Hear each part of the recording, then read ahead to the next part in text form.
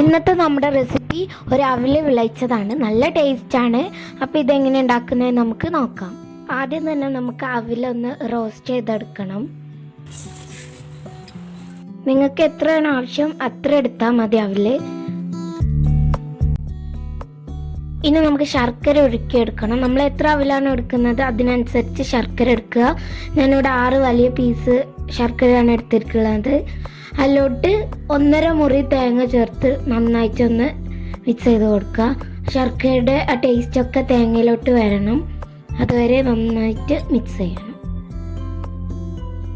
ഇനി ഇതിലോട്ട് ആവശ്യത്തിന് ഏലക്കപ്പൊടി ജസ്റ്റ് ഒന്ന് ഫ്ലേവർ കിട്ടാൻ വേണ്ടിയിട്ട് ചേർത്തിട്ട് നന്നായിട്ടൊന്ന് മിക്സ് ചെയ്ത് യോജിപ്പിച്ചെടുക്കുക.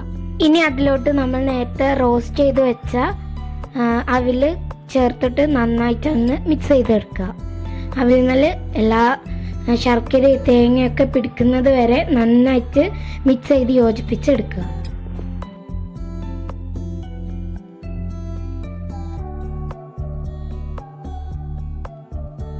ഇങ്ങനെ നന്നായിട്ട് മിക്സ് ചെയ്ത് കഴിഞ്ഞാൽ നമ്മുടെ അവിൽ വിളയിച്ചത് റെഡി.